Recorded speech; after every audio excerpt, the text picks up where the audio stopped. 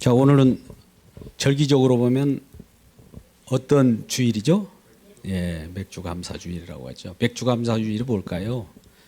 말 그대로 감사 주일인데 맥주, 보리맥 혹은 미래, 추수, 첫 추수한 수확을 가지고 주님 앞에 나오는 날이에요. 이스라엘 백성들은 장정이 3번 절기를 지켰습니다. 물론 7번의 절기라고 하는 것이 있는데 그 중에 3번은 꼭 나와야 돼요. 주님 앞에 장정들 하나님 앞에 자기 얼굴 보여야 된다.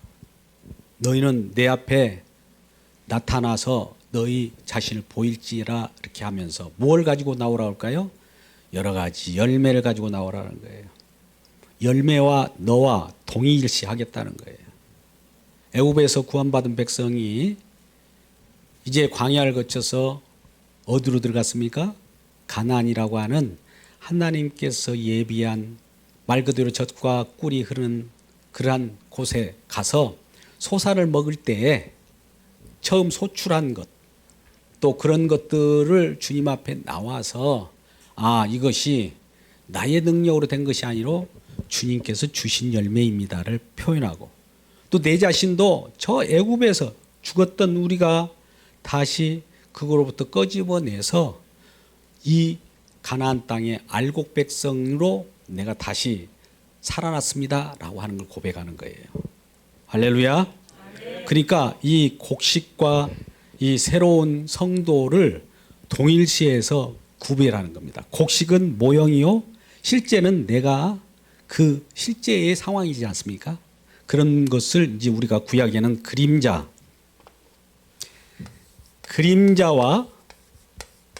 실제라고 하는 구도로 되어 있는 거예요. 이거는 말 그대로 절기를 지키라. 절기는 그림자예요. 절기 속에서 진정한 알곡이 누구예요? 이스라엘 백성이죠. 출애굽한. 그래서 이 오늘은 맥주절은 절기적으로 50일째 되는 거예요. 77절이라고 해요. 이스라엘 백성들이 유월절을 지킨 다음에 유월절을 연속으로 이어지는 것이 무교절이에요. 그러니까 무교절이라고 할 수 있어요. 유월절부터 스타트해서 일주일 동안은 무교절입니다. 무교절이 첫 번째 절기요. 그 다음에 그로 인하여 50일째, 즉 안식일 7번 세고 나서 그 다음 77절 다음 날이 오순절이지 않습니까? 그날이 맥주절인 거예요. 절기적으로 보면 오늘 맥주절로 이렇게 구약의 백성들은 지켰다 이렇게 보시면 되고, 그들이 이제 오순절이 다 끝나고 나중에 마지막 때에 수장절 어떤 초막에 들어가면서 알곡이 창고에 들어갈 거 아니겠어요? 우리가 곡식을 이 추수하면 어디로 들여보냅니까? 창고가 어디예요? 천국이에요. 그리스도 안, 이제 우리로 보면 성령 안, 믿음 안으로 들여보내는 것이 이제 수장절. 그래서 처음에 무교절이요, 두 번째는 맥주절이요, 세 번째는 수장절이라고 해요. 이 3대 절기 때는 꼭 여호와 앞에 나와야 돼요. 예루살렘 성전에 나와야 돼요. 그러니까 60만이라고 하는 장정만 60만이 이 예루살렘 성전에 모였다고 봅시다. 절기마다. 그 지역이 무슨 일이 벌어질까요? 곡식단들 가져오는 거, 또 짐승들, 어린 양, 소 이런 것들을 가지고 오는 거예요. 그러면은 예루살렘 지역이 온통 정신없이 막 이곳 저곳에서 시끄러울 거 아니에요. 그런 일이 벌어진 거예요. 오늘날 우리도 이런 그 구약 때 같이 살아가는 신앙생활이 아니기 때문에 우리는 편하지 않습니까? 더 어떻게 보면 신약은 더 밝은 빛이기 때문에 더 열심히 더 바르게 또 분명하게 예배를 드려야 되는데도 불구하고 우리는 현실은 어떻습니까? 이런 부분 한번 생각해 보셔야 돼요. 그러면 구약의 그림자적인 절기를 우리가 아까 50일째가 이게 맥주 감사절이라고 할 때 이 50일째 되는 날에 구약에서는 이 맥주 감사절을 지키라 하면서 민수기 28장 26절에 뭐라고 합니까? 맥주절을 지키라 하면서 어떤 내용을 표현해요. 너희는 새 소재로 드리라. 요제로 드리라 그래요. 새 소재라고 새롭게 거두어들인 곡식 예배다. 이게 곡식 새롭게 거두어들인 거예요. 헌 곡식 말고 낡은 곡식 가지고 나오지 말고 새롭게 이제 탄생했기 때문에 새로운 피조물로 또 새로운 요제라는 것은 흔든다고 그래요. 흔들 때 우리 쌍피 흔들지 않습니까? 우리 흔들었다는 것은 결과적으로 살았다는 거예요. 우리가 살아있을 때 뭔가 막 흔들리잖아요. 흔드는 모습이 나타나죠. 이 요제예요, 요제. 우리는 살았습니다. 이렇게 살았다고 드리는 예배예요. 우리는 살아있는 생명으로 탄생했습니다. 새 소재입니다라고 드리지는 것이 첫 곡식 열매 맥주 감사주일이라는 거예요. 그러면 맥주 감사주일은 처음에 초실절이 있었어요. 유월절 다음 한 3일째 우리가 신약적으로 보면 부활하신 예수님이 첫 소실이에요. 초실 때부터 50일째 되는 날 진정으로 우리가 새로운 부활 예수 그리스도의 부활을 따라서 50일째 오순절 날이 이미 이름에 저희가 다 같이 한 곳에 모였더니 호련히 하늘로부터 급하고 박하는 어떤 소리가 있어 저희 앉은 집에 가득하여 새로운 탄생 구원받은 백성 성령 받고 탄생한 거예요. 그러니까 50일째 이스라엘 백성들은 맥주제 감사를 주면서 시내산으로 옮겨집니다. 어디로부터요? 애굽으로부터 시내산까지 옮겨지기까지 50일이 걸린 거예요. 50일. 50일째 이네들은 모세가 여호와 앞에 올라가서 시내산에 올라가서 뭘 받은 날이에요? 50일째 된 날이 율법을 받은 날입니다. 그러면 이것이 신약적으로 보면 어떻게 이어질까요? 50일째에 성령을 받은 날이죠. 오순절이잖아요. 시내산까지 간 때가 오순절이에요. 맥줄, 오순. 그러면서 이 율법을 줄 때 그 시내산이라고 하는 것에 그곳에다가 하나님께서 출애굽기 15장 17절 말씀 보면 기업의 산이라고 그래요. 기업의 산. 즉 이스라엘 백성들 여기다 옮겨놓고 그들 가운데 거하겠다고 하면서 이들을 주의 처소라고 그래요. 주의 처소.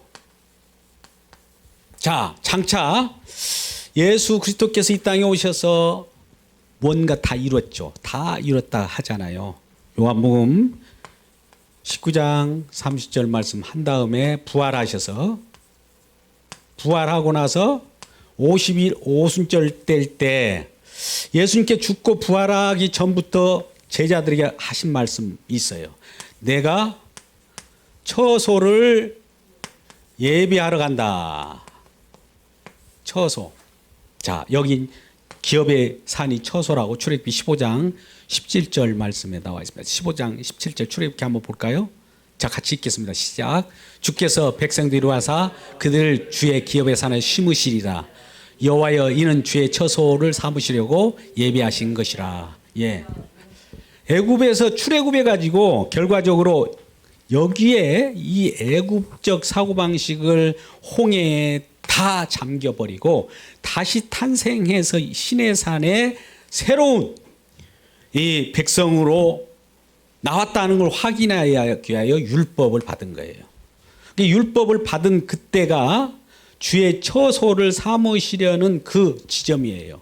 시내산이.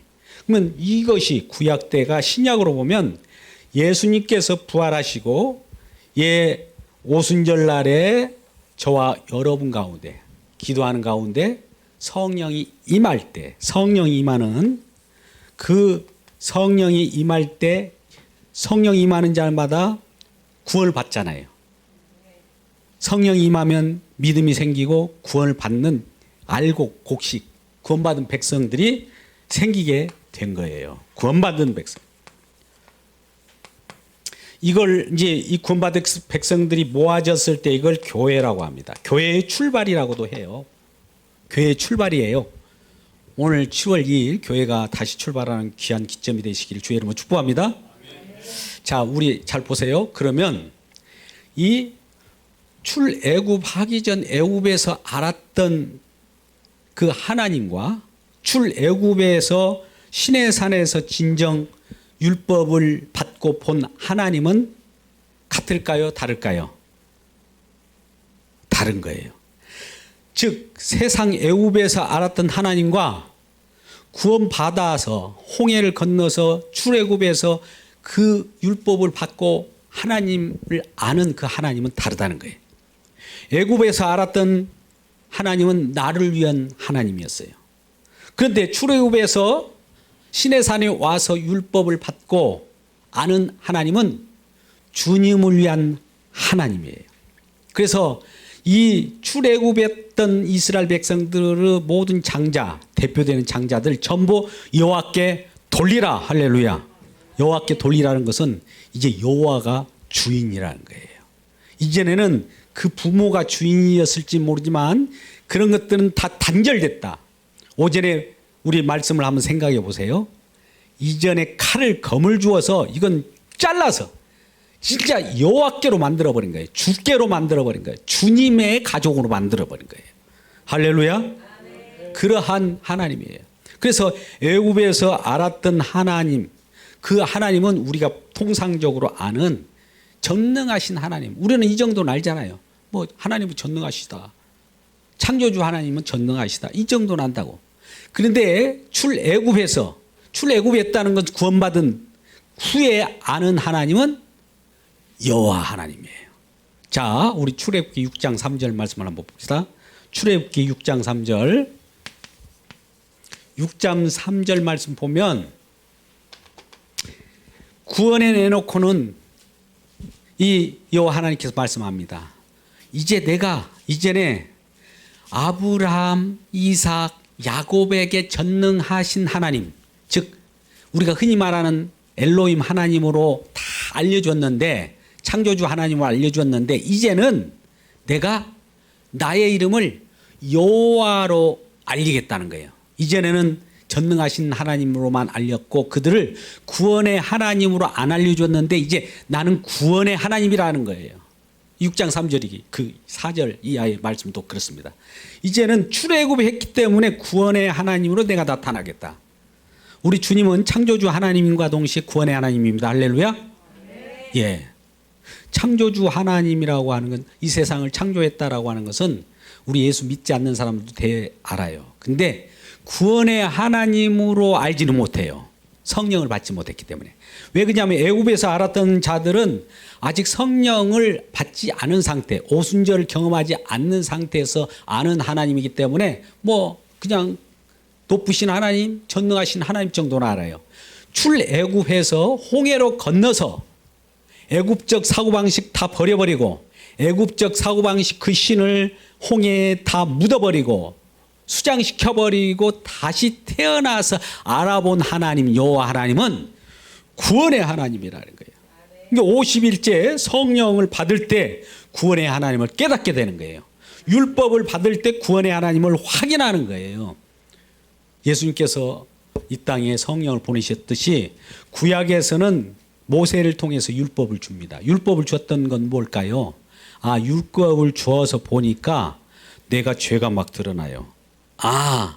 이 죄 때문에 나를 출애굽시켰다는 것을 가르쳐 주는 하나님, 내 죄를 지적해 주는 하나님, 구원의 하나님입니다. 우리가 죄를 모르면 구원받을 이유가 없잖아요. 죄도 없는데 나 구원해 주세요. 이런 것이 있을 수 있을까요? 그러니까 하나님께서는 우리를 구원할 때 느낄 수 있는 것은, 우리에게 경험할 수 있는 것은 너는 죄인이야를 출발하는 거예요. 말씀을 주신다, 율법을 주셨다, 너는 죄인이라, 이걸 알라고 율법을 주신 거예요. 그러면 마지막에 신약 때 와서 성령 주신 건 뭘까요? 너는 죄인이야를 알려고. 그러니까 우리 요한복음 16장 7절 이하의 말, 성령이 오면 너희를 책망한다는 거예요. 책망한다는 건 죄인이라는 걸 먼저 알게 해요. 예수 믿기 전에는 가장 내가 왜 예수를 믿게 되었는지, 죄인이기 때문에 믿게 했다는 것을 성령께서 가르쳐 준다 이 말이에요. 굉장히 중요한 말씀이에요. 그래서 오늘 맥주절에 이제 죄인임을 알았을 때 거기서 살리는 자로서 나왔습니다. 산 새 소재예요. 산 알곡이에요. 나는 살았어요. 이게 요제로 흔들리는 그 성도가 되었다는 것을 표현하는 겁니다. 성령으로 우리를 살리셨어요. 살리는 것은 영이니 영은 생명이요. 내가 이르는 말은 영이요 생명이라는 거예요. 그러니까 주님께서 이제 살려서 성령을 보내셔서 우리 살려주셨으니 이와 같이 산 생명이 됐을 때 우리들은 어떤 내용을 우리 마음 가운데 간직하고 살까요? 감사해야죠. 하나님 날 살려주셔서 감사합니다. 죽었던 우리를 살리셔서 감사합니다. 애굽에서는 죽은지도 모르고 그것이 산 줄 알았는데 그 출애굽할 때 홍해 물에 우리가 수장되고 다시 세례를 받아 다시 탄생하다 보니 이전에 애굽에서 믿었던 하나님은 거짓 하나님이었고 다 수장으로 다 보내버리고 새로 신의 산에 주의 기업의 산에 심으신 주의 백성 가운데 거하시는 우리 주님, 우리 가운데 거하셔서 성령이 죄인이 되시고 또 우리를 인도하시는 은혜 가운데 인도하여 주옵소서. 이런 것들이 이제 우리가 주님께 감사할 수 있는 기도 제목입니다. 그래서 날마다 우리는 출애굽에서 50일째 율법을 받은 것과 마찬가지로 구원받은 백성들에게 성령을 주셔서 성령 가운데서도 우리가 어떻게 구원을 받았으며 또 진정 우리 성령 받은 우리들이 알곡 백성으로서 살아 역사했다. 이제 살았다는 것을 알려주는 놀라운 은혜가 오늘 또 우리들에게 들이닥치는 줄 믿습니다. 이러한 자로 살아가는 우리 모두가 되기를 주님의 이름으로 축복합니다.